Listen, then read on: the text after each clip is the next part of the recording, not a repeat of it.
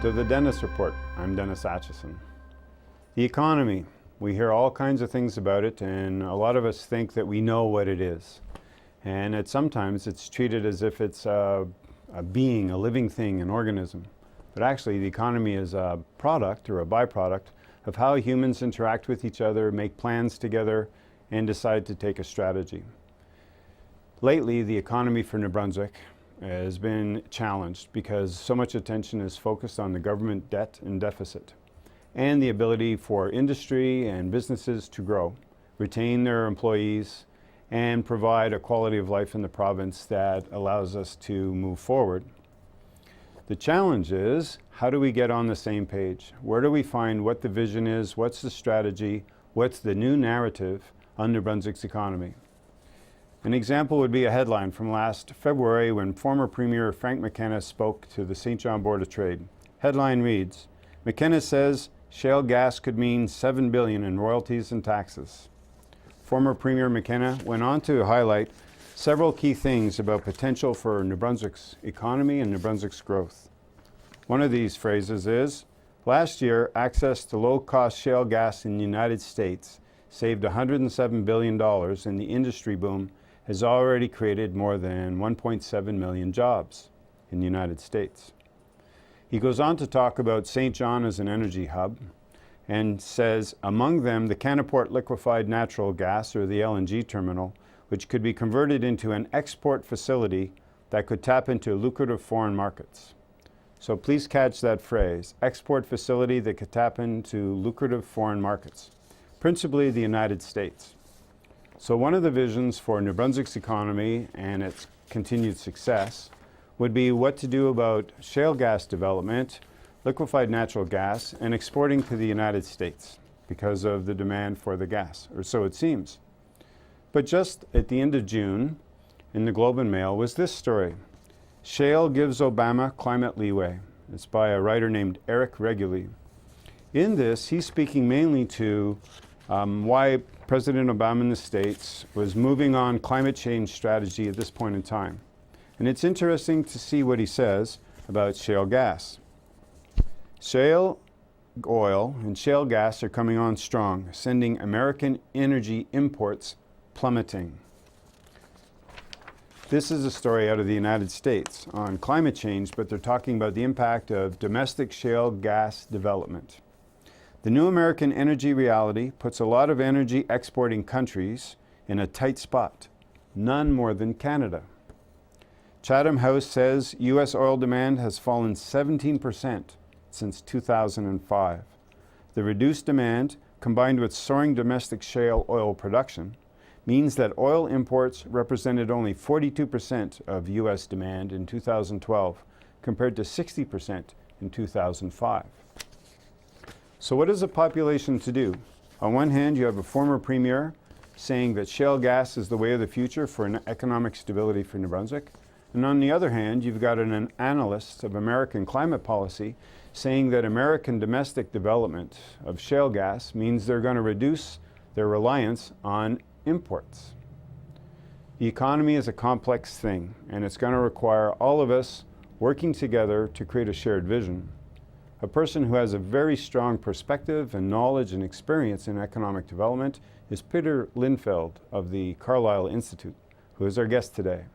We're looking forward to hear what Peter has to say about New Brunswick, its future, and how the transition can be facilitated.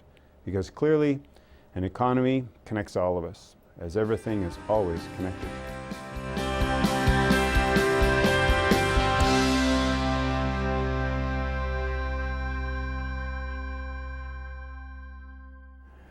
Welcome to the interview part of the show. We're really excited today to have Peter Lindfield of the Carlisle Institute with us. We're going to be talking about the economy, which is much more interesting than you might imagine. So welcome to the show, Peter. Pleasure being here, Des. And thanks for coming on this New Brunswick Day Monday, which is great. So before we started to roll the cameras, Peter and I were talking about the states of the economy, and Peter's explaining to me the three stages of how an economy would work. So you want to pick up from there? Well, sure. Maybe it would be useful to to start off by talking about what state the economy is in today in New Brunswick and why we are where we are, and then from there we can talk about what some of our options are.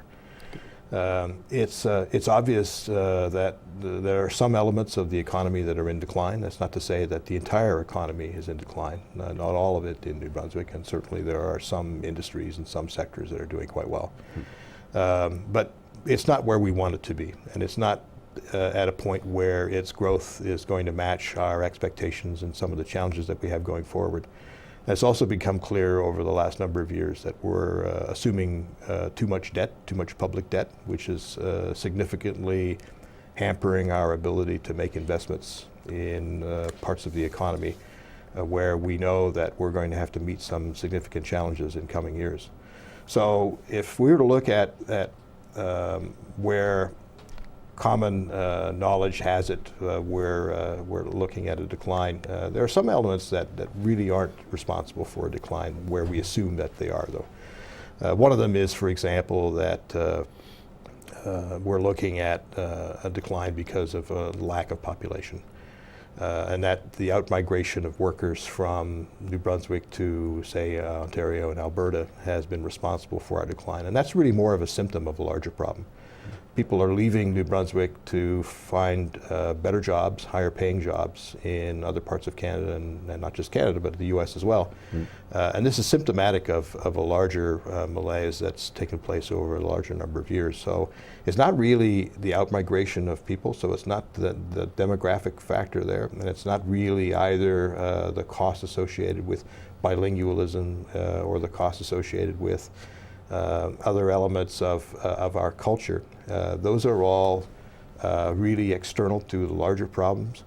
And those problems really revolve around two major things. The first is challenges and changes that have taken place in the economy that are cyclical, and those that are structural. Cyclical simply means that we're looking at changes that take place that really are a response to changes that are taking place elsewhere in the economy. And a good example of that very recently would be the new challenges in potash as a consequence of Russia deciding that it was going to break away from the cartel that was more or less regulating price and supply in potash.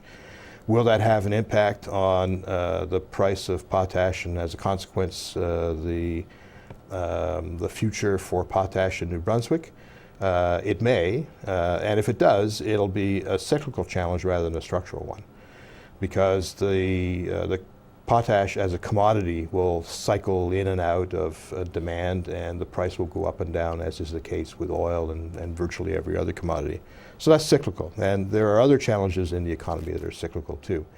Structural, however, means that we're looking at some industries, if I can put it bluntly, that simply are diminishing for a number of reasons, either because other countries have become more competitive in these areas, or because we have decided to shrink back from those industries, or in some cases simply because the markets have declined to the extent that we may not be the kind of players in those industries that we once were. Forestry is a good example of that, and so is agriculture, and so is our fisheries. That's not to say that there's no money left in fisheries or agriculture or forestry. There certainly is, and there are opportunities for companies in those industries, not only in the foreseeable future, but probably even in the long term. But as economic drivers, in the same way as is the case for forestry, for example, as economic drivers that they were, let's say, in the 1940s, 50s, and 60s, that's not likely to return. Yeah, that style of economy is gone, and well, when you speak, what comes to mind, because you immediately went to potash as the example, and you went to Russia as the example. So that's the globalization of marketplace and the shifts and trends. In New Brunswick, 780,000 people. We represent a very small portion of things on even a national scale. So a root question would be, underneath, or a root theme would be, how do we sustain our economy, or how do we nurture our own economy with these global forces? Well, it's a good point that we have a small economy.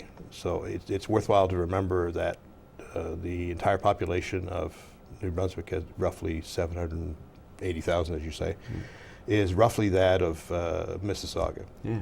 And we are distributed across a fairly large geography, and this geography consists of not only the 3 major cities in the south, but also some smaller cities in the north, and a fairly large rural area, and a very high degree of asymmetry when it comes to demands that are being placed on the economy in those areas. So maybe to interrupt a bit, but so in a way, a change that happens in a global market would have a huge impact on such a small place like us. Yes. But similarly, a small change in a global market could have a huge positive impact for us, because it wouldn't take much, because there were 780,000 people. It wouldn't take much to have us see some success or some growth or some shift. So it kind of works both ways. And then I guess you get to choose which way you want to look at it. Here's the opportunities, or these ones we're gonna have to let go of these ones because we can't compete at a global scale, but these ones are opening up here. Right. When we talk about globalization, we sometimes assume that it's some sort of a monolithic process that flattens everything out, and the world is flat is a case in point. However, the world may be flat for some things, but it's not flat for people, and it's not flat either for infrastructure. So when we look at how globalization actually exists as a set of challenges or trends, it includes demographic shifts, it includes changes in capital flows, technological advances, and trade liberalization, which is another way of saying free trade. So all of those elements are part of that fabric upon which globalization rides. And you're right, that changes that are or orders of magnitude larger in that global environment will have an enormous ripple effect into New Brunswick. Whether small changes can potentially lead to opportunities for New Brunswick is something that is a little bit more difficult to establish, in part because one of the realities associated with global markets is that that opportunities are recognized almost immediately by and even in advance by very small jurisdictions who quickly marshal the necessary resources to put into play the best way in which to respond to that opportunity very quickly. So it's not so much that we can have opportunities presented to us because there may be a small shift in the economy somewhere, but rather how well placed are we to respond to those in ways that are consistent with where we think those markets are going to be. Our ability to adapt. And in the time frame for it. And I steered you away from the forestry example that you were going to get to, so can we go back to that? Sure. Well, forestry is one area that still sustains a large number of jobs, and I think that it's a challenge to talk about forestry without talking about J.D. Irving, because they are obviously a prominent player. I think that they have, if not single-handedly, saved some of the forestry industry in the province. They have adapted in ways that are consistent with being competitive in an industry where being in the wrong place at the wrong time could cause some enormous challenges. So it's true that they've shut down a number of mills, and that the industry itself doesn't bear much resemblance to what it was in the 40s and 50s, as I said earlier. But at the same time, the big mill in St. John, for example, which now works with fiber and produces diapers and tissue, is altogether different than the industry that produced pulp and logs for sawmills in the 1950s or so. And it's becoming a contest between balancing the needs of the industry at large, which includes not only Irving but also smaller players, and challenges that are presented by the environment that are going to create some interesting times for that industry going forward. But there's a much larger number of competitors that now have jumped onto the scene, so that if you're looking at pulp, for example, there are firms in Brazil that have much lower costs, total operating costs, and have lower labor costs, lower costs everywhere, so that their cost footprint is much lower, much smaller than could be the case here. And they have the added advantage of being able to work with trees that grow all year round. They can be harvested by bespoke machinery. that's much less expensive, manned by individuals who are paid significantly less than those that need to be paid here. So it's an industry that's in transition. And if I knew where that transition was going to lead, I would make a large investment in that today, and then I'd be looking at retiring sometime tomorrow. So we don't know exactly where that's going to go, but we do know that challenge exists, and it exists in every other industry as well. And this is sounds like a manufacturing story, in that industry-based economy needs a transition into some other sort of economy. And small anecdote, because the root of a lot of change will come from shared values. And so the forestry stuff in New Brunswick, I once did some research on forestry and where it needs to go. It was around the Echo Prairie Report days in 1999, 2000, 2001. And so it was acknowledged the size and scale of J.D. Irving. I was also acknowledged there were great models out there for community-based forestry, for what the Irvings are doing up at Baker Brook. And there's 3 or 4 other really good models. But there was reluctance to share, put it that way, with some of the environmentalists who wanted to get away from softwood and get into hardwood and value-added stuff. But when I asked some of the environmentalists, well, what are you going to do about the 28,000 people that are employed in this industry, assuming my number was close to right, there was no conversion, there was no adaptability, there was just a value and a desired action, but no transition strategy for it. Yeah, I think this highlights the problem associated with creating plans for a whole industry, when really the best we can do in many cases is to introduce reasonable plans for companies, for corporations. And the reason is that it's very difficult to establish the route that an industry is going to take, and certainly one that requires that we take into account a large number of potential players. And yours is a perfect case in point, that it's easier to establish what a company could do with hardwood, or what we could do in the forestry industry if we extended the parameters of what forestry was. A good example of this I referred to in a column that I wrote sometime last year, which talked about a couple of university professors at the University of New Brunswick that have developed and patented a number of processes which allow them to specially laminate wood so that it can be used in relatively taller structures, as is the case today, most of which are limited to 3 or 4 stories or so. So that a number of countries, directly because of these advances that have been made in New Brunswick with New Brunswick research and New Brunswick funding, a number of countries are now looking at changing regulations to allow for 8-story or even unlimited story structures made of wood, for the reasons that have to do with the wood being more structurally sound than steel, having being more fireproof, which I found surprising, but there it is, and less expensive to build. So this is a form that would allow us to move into a different area of forestry than has been the case in the past.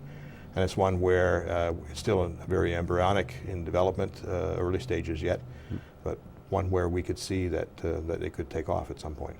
So in your view, how is New Brunswick's economy doing? Well, if we use the 3 key measures, one would be, can we balance our books? Are we a going concern? We clearly have some challenges. Our debts and deficits are, I wouldn't say that they're out of control, but I think that they are at a point where there are those that are sufficiently alarmed so that, and I'm talking now about the bond rating agencies, that it's going to cost us more to pay the interest on those debts.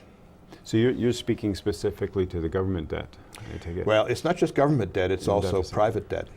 Although public debt is the one that's more visible currently. It draws so much attention, and I always wonder, well, why don't we share that perception and look at all the different forms of debt that are being carried? But you're right, it is, we're talking about private debt as well. Okay. Because one of the responses to the slow economy has been that many more people have assumed more debt in order to bridge one job to the other, for example, or to accept jobs that may be lower paying because there's a relatively smaller number of them, which may require that people borrow more money as a consequence. And the cost of such things as university educations has gone way up. It wasn't that long ago, at least in my own mind, that I remember paying roughly $530 a year for my university tuition. Now, I understand that people will remind me that the cost of everything have gone up significantly, but not as much as that. Following that theme, there was a great article by Rob Merrick out of the Globe Mail last summer when the Quebec students were protesting about the tuition hikes. And I'm a Quebecer by birth, so I could empathize a bit with the students' position because there, to generalize, education is kind of a value as opposed to a commodity. And so when, for me, the rest of English Canada started to respond to the Quebec students who were sustaining this protest over such an extensive period of time because they wanted access to education. They didn't want it to become so expensive that they couldn't afford from when they're 25 to 35 because they're going to carry so much debt. But English Canada was reporting it as those spoiled kids in Quebec and everybody else is paying this. And so there's a different cultural fabric to the value of what an education is and why it was always kept low in Quebec, which goes back to the late 60s and the early 70s and Levesque's turn and how values drive things. And now we're, young people are stuck when it comes to that, which maybe ties to your why they leave the province because they can't afford to live here because they can't make the money. Well, and once they do graduate, even from, say, University of New Brunswick or from St. Thomas, they now have to potentially repay those debts that they have assumed because they borrowed money in order to get that university education. And they can repay those debts far more quickly with a higher paying job that they could get in Alberta than they could if they stayed in New Brunswick. So if we took that example now applied it to industry or to government, so where do they go to find the ability to repay their loans quicker and get better bond ratings? Well, in the case of government, there's really only three things they can do. The first is that they can reduce their own costs, and the government has gone down that road to some extent. But there are limits to how much appetite there is in the public to see these reductions, because the three major areas where those costs are largest are healthcare, which is by far the largest section of government cost. Education is the second, and social services are the third. So if you had to ask the question to the public, well, where would you like to reduce service or reduce cost, or even where you would like to reduce the availability of healthcare in order to get some of those costs down, where would you like to have that? And the answer is probably not going to be a polite one. Yeah. So, and the same thing goes for schools, where it's been singularly difficult to think, even let alone have discussions about where to potentially close schools, even though the population is in decline, and even though in some areas it's conceivable, as is the case with healthcare as well, conceivable, although not necessarily desirable, to think about collapsing the number of schools or health institutions to a smaller number in order to save money. Yeah, the regional concept. Right, but each of those areas has its own political challenges, which means that governments are going to be very loath to go too far down that road, because it not only does it mean that you're not so likely to be reelected next time, but even getting the necessary support in order to meet some of the challenges associated with that is going to be fairly low. So reducing cost is one. Raising more money through higher taxes is the second, and the government obviously has taken a couple of steps down that road as well. It's decided not to increase the HST, which was one route. It has decided to increase income taxes. And again, there will be a political price to pay for that. And even so, there's still a shortfall of revenue, so that there's still going to be a deficit, even with those taxes being raised. So the third step would be to sell assets. And this is one area where it sounds like, even when you say it that way, selling assets, sounds like it's a panic approach. Sure. It sounds like, well, we have our backs to the wall, we're going to have to sell the silverware. Now back to one of your earlier points about cyclical or structural. In terms of the government financial strategy compared to private sectors, is there an equivalent structural and cyclical, so that if it's a fire sale of NB Liquor, because NB Liquor is making money, so sell it off now while it's running high, and then you can put it down on the deficit or the debt? Well, you could. There are other ways in which to manage this. I'm on the record as suggesting that a better way perhaps to approach NB Liquor would be not to sell it outright, but to make it to take it public. In other words, to sell shares in it, and the government could retain 51% and then sell 49% to the private sector. Would the public be interested? Probably, because it's a profitable enterprise. It's one that's fairly, I wouldn't say risk-free, but it's relatively risk-free, and one where conceivably one would imagine there would be people who'd be interested in getting involved in this on a long-term basis. So we wouldn't have to sell NB Liquor outright, which means that all of the challenges that have been identified from, say, Mothers Against Drunk Driving, such as don't sell to the private sector because they can't manage it. You'd be able to manage those, and you'd also be able to manage the industry itself because you own 51%, but at the same time you'd have a different board composition, probably a different trajectory from a strategic and from a tactical and from a plan standpoint. So what else? What other sort of assets are there? I think that rather than talking about what else could we sell, we'd want to think in terms of what should government be doing? Where are we in terms of government? So I've had a number of conversations about how even the prospect of selling NB Power was one that was just anathema to a huge number of people, as though this was one of the worst possible judgments that could be made about a government as a treasured government asset.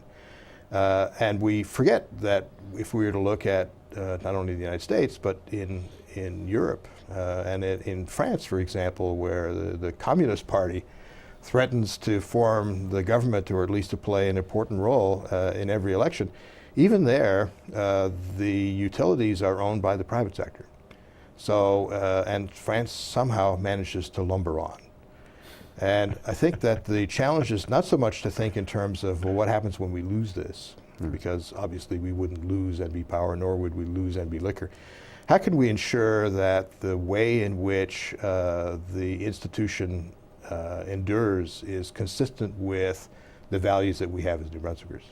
And that makes for a rather easier conversation, and one where conceivably we would have been able to look, if we could re-roll history for a minute, we could re-roll it to when the first discussions were engaged between NB Power and Quebec Hydro, that we could see Quebec as a potential partner rather than as simply as a potential acquisition. But that would bring potentially enough revenue with the possibility too of being able to still maintain large measures of control that would address some of the challenges that we have from a fiscal standpoint. But it's clear that at the end of the day, there's going to have to be some reduction in expectations by New Brunswickers if we are to become fiscally solvent in the coming period. Because there are other factors involved, one of which is that the federal government has its own designs on cost reduction strategies that will involve the provinces. And I don't think that really involves equalization. I think that's a constitutional issue. I think that's really a red herring. But there are transfer payments that are in the form of, let's say, support for local economic development, regional development, such as ACOA. There are transfer payments that could be in jeopardy, at least insofar as the amounts have been in recent years, so that when you take those into account, and we have already seen changes in EI, for example, potentially reducing the benefits for and reducing transfers to New Brunswick and the provinces more generally as achieving a kind of cost, that we have to be mindful of that. The other challenge really is that this is all part of a much longer term problem. This is not a problem that we have come to in the last 2 or 3 years, or even in the last 10 or 20 or so. This is one that really the West in an important way has been coming to since at least World War II. And if we were to look at New Brunswick, one where we've been in search of an identity, an economic identity, certainly since in the last 60 years or so. Following that theme of identity, was a time when New Brunswick was identified on the 3 Fs, the forestry, fishing, and farming. And that's another era, but if it's cyclical, and if it's been enough time that's passed, is it possible that security of food supply and all of the discussion that's emerging at grassroots levels about food, where's your food coming from, awareness of that, the 100-mile diet stuff, is that one of the areas that New Brunswick could reclaim its identity and develop some economic stability and start to have a sense of its own self-determination instead of just being buffeted by global winds and labor markets? Absolutely, but it's an absolutely with qualifications, if I can put it that way. If we were to look at one of the states in the U.S. that has gone farthest down the road of organic farming and has made the most of it in terms of created the necessary markets, has propagated the necessary channels and supply chains to really make a go of it, and literally only in the last 30 or 40 years or so, that state is Maine. Most people would, if they were asked that question, would identify a larger and a state more associated with agriculture, perhaps out in the Midwest somewhere, Idaho or so. Yeah. But it's Maine, and it's Maine because there have been conscious decisions made with the support of government and very little support from government. And it's currently run by a Republican governor who's loath, he likes to squeeze every penny. So there's no extra money running around. Yeah.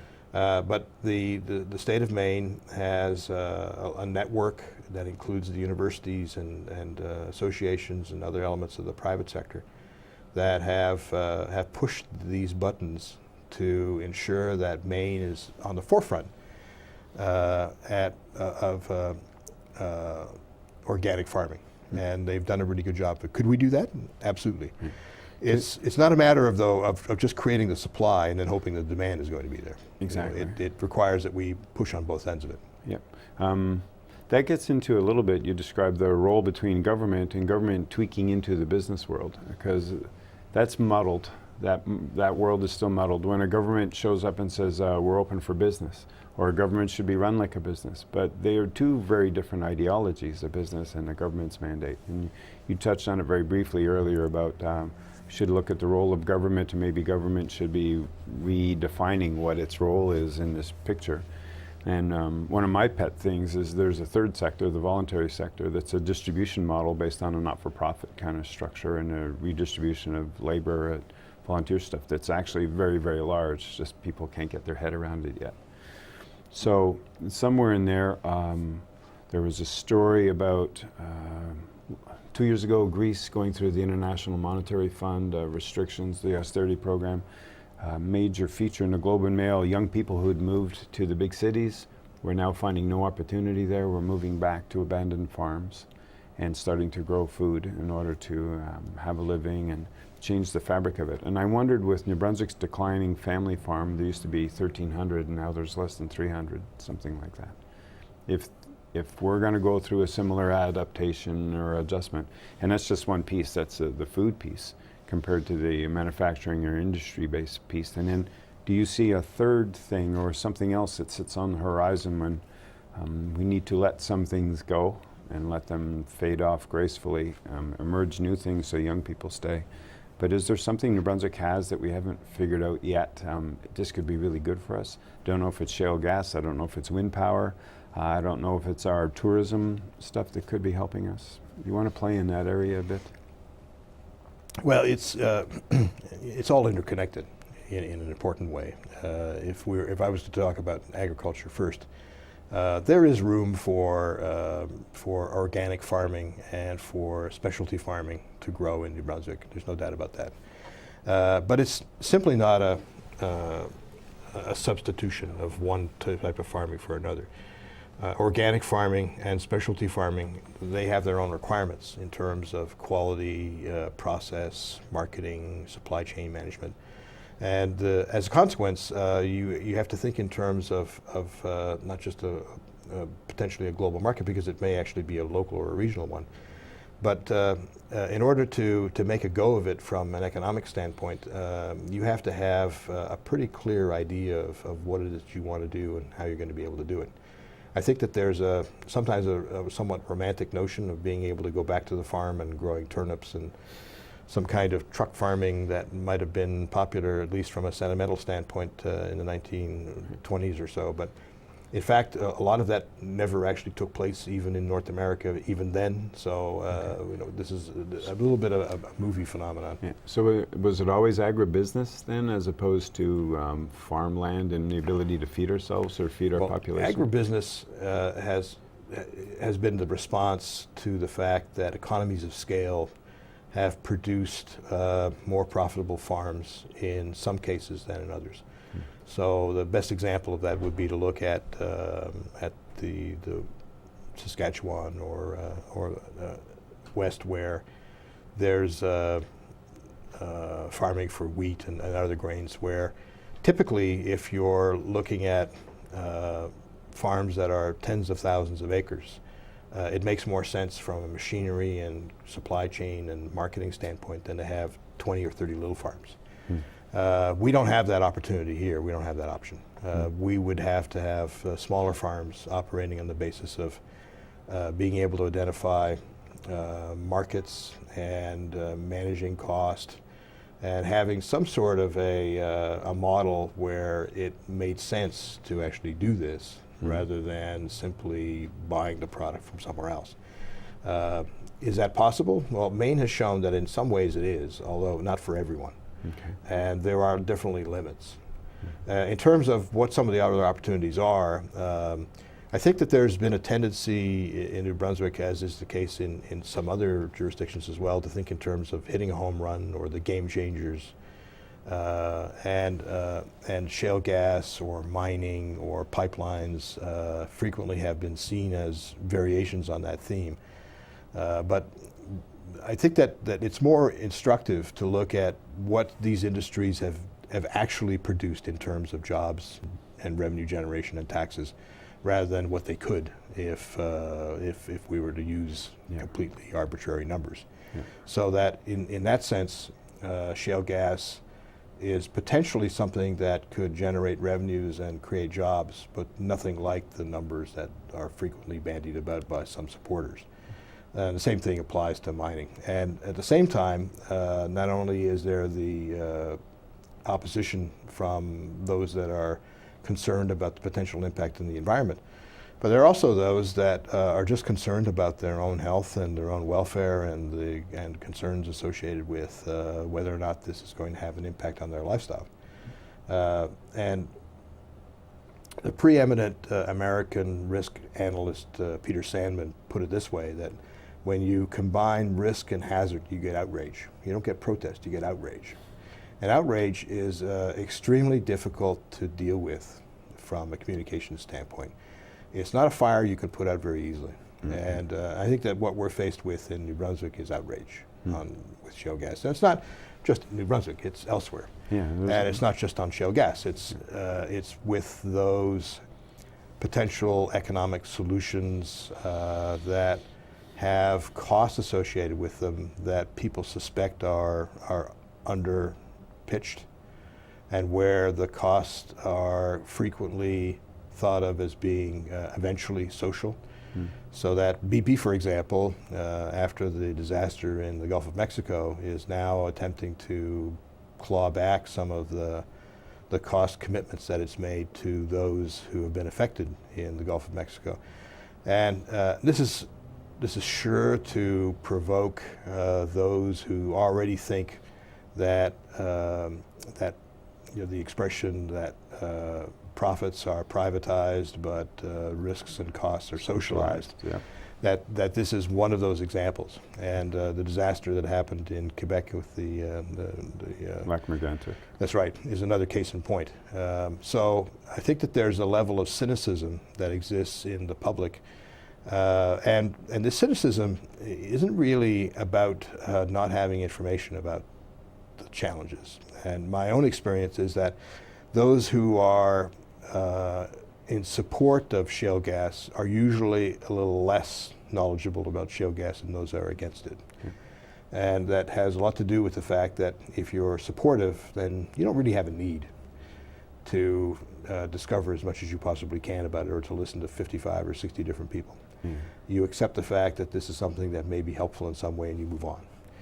But I think that not only is there a cynicism, but some of this skepticism and cynicism is now buoyed by a completely new phenomenon called social media, which 30 years ago didn't exist. And in the same way that Gutenberg changed the world with the advent of public printing, being able to get the printed word into the hands of large numbers of people who could now get access to all sorts of information that they couldn't get access to before.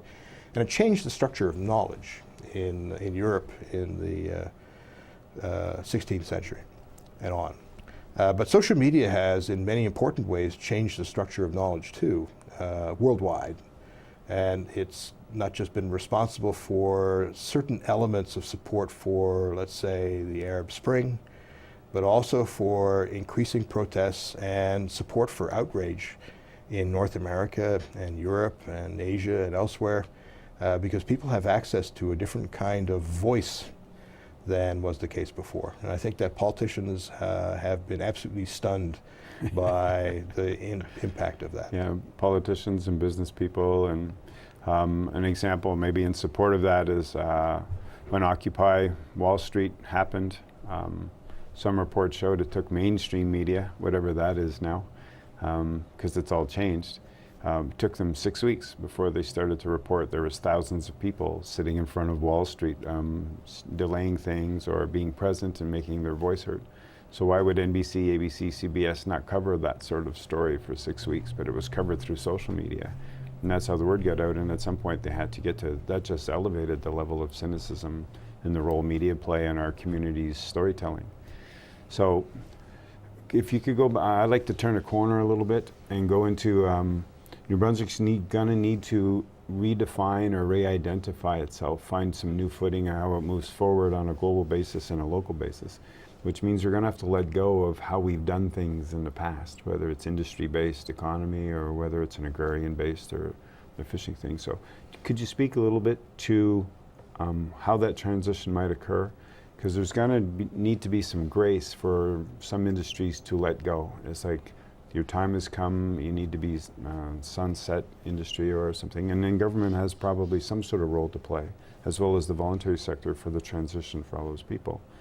But it's 30 years from now, we will have had to have made some tough decisions in 2013, 2014 to show up okay 30 years ago from now for the next generation. Well, the challenge is to get people to accept the fact that there is such a thing as decline.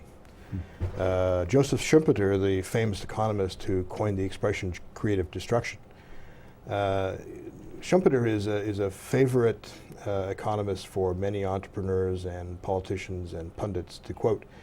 But they always quote Schumpeter assuming that they're the ones that are doing the destroying, and not the ones that are being destroyed.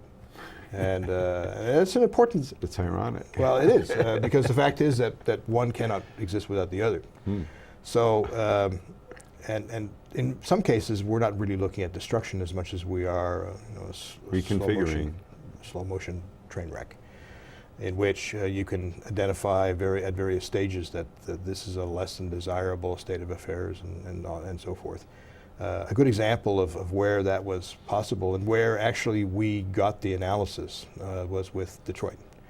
So that mainstream media recently ran stories on how Detroit had to declare bankruptcy, and to many people it was a shock. And the way in which the stories were reported in the mainstream media suggested that there were good reasons for believing that it was a shock. But I have a small library at home of books that were written on Detroit and how Detroit was headed for disaster. These were not written by Cassandras. These were written by people who had a measured approach to analysis that said, hey, look, this is not sustainable, that the auto industry is in decline, at least where we are. We're not making the necessary changes. All of the entitlements that have been in place since Detroit was in its heyday are still here. but we no longer have the money to pay for them. And it's a really good example of how the decline was foreseeable, and in fact we were witnessing it along the timeline, but where we refused to believe it. So do we have that problem in New Brunswick? Absolutely. We have parts of New Brunswick that either need a very serious injection of cash in order to survive, or we need to look at another plan. And another plan doesn't necessarily mean flicking off the switch. It may mean, however, that we look at ways in which to redesignate that particular area as having significance for the following reasons. And that it may not be possible for government to sustain that jurisdiction forever, because the cost would be too great. Now, obviously, that applies not only to New Brunswick's north, but it applies even to the south. It applies everywhere.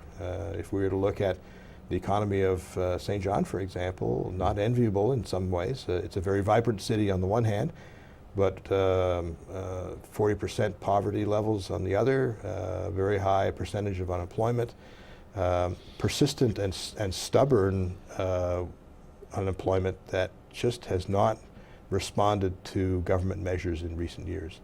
So what do we do about that? I think that if we were to look at some of the potential solutions to some of these things, I'd have to come back to one which I think really is at the root of all of it, and that's literacy. And how does New Brunswick approach what it needs to do about improving its literacy levels? Well, first of all, effective citizenship is predicated on literacy. So it's extremely difficult to be an effective participant in not only in the economy but in politics without having the requisite level of literacy to be able to engage in not just discussion but also to have an understanding of who's saying what about what. And one of the challenges that we have is that our economy has been partitioned off into enclaves that have reduced the need for literacy in some of those areas, so that it's surprising to some people that the biggest challenge that we have with literacy is adult literacy. It's not literacy with younger children. But people manage to be able to make do, and we need to redouble our efforts to ensure that people recognize the value associated with literacy, because it has a cascading effect onto the next generation as well. And earlier you spoke to how some symptoms that were part of an economy and our tendencies to go work on the symptoms, but you always suggested that that's just a symptom. There's a root that's more important or more fundamental, and literacy would be one of those. To take a slight turn for a short bit, a more cynical turn on the political and in literacy. So you said people can be more engaged or more civically aware if they're literate and can participate in the issues, and therefore you've got better decisions made. But in a cynical point of view, there is a certain vein of politics that doesn't want a high voter turnout, because that's how I win. So a government in power might say, if we can keep the voter turnout to 50 to 55%, our chances of winning are a lot higher. So there's another shift that needs to occur maybe in that sort of mindset, that they need to let go for the sake of more engagement, or media needs to start to cover the story as the main story was 48% of people or 44% didn't bother to participate. Right. And go with those issues. That would be another route for engagement. Right. Well, I think that the Pandora's box has been opened with social media in the sense that even those that would never have been active participants in politics in the past have seen the need to get involved in politics in another way, courtesy of social media. And this has put enormous pressure on politicians who now are being held to account to a much greater extent than ever was the case before. A good case in point would be the whole issue revolving around shale gas. Is shale gas the defining moment from a political perspective in New Brunswick? Probably not.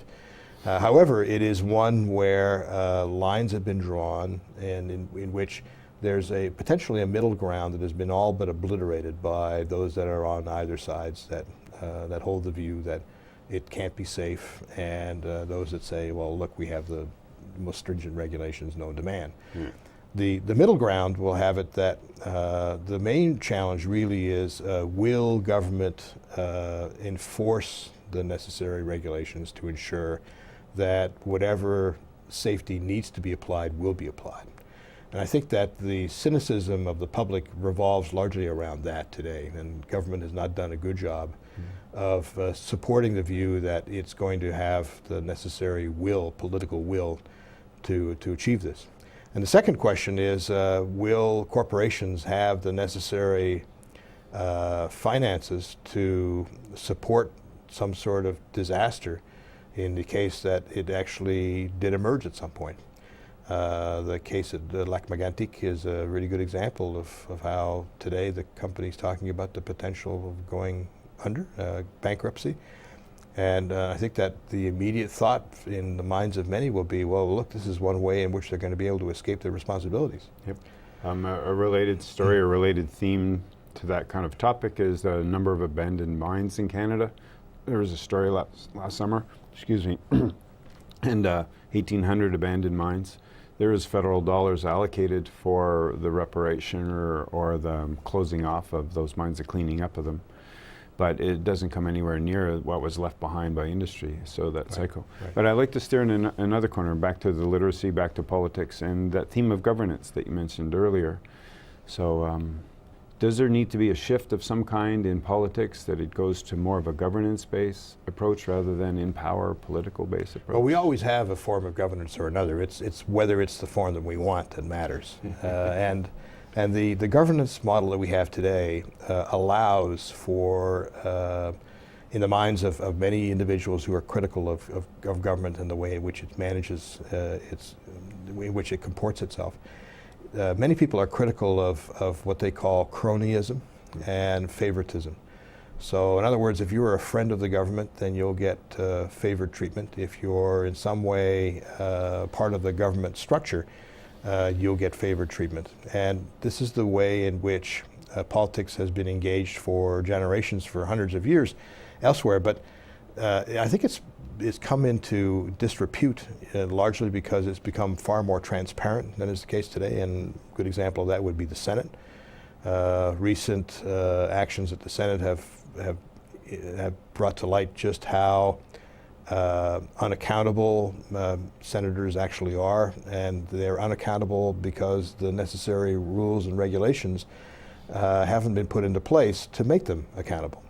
So I think that if we were to look at that from a more broad perspective, I think there's becoming an increasing appetite to hold politicians accountable, not only for their actions, but also for decisions that they make about who they put into various positions of authority, how they spend money, how they're compensated, and how they're treated once they're no longer politicians.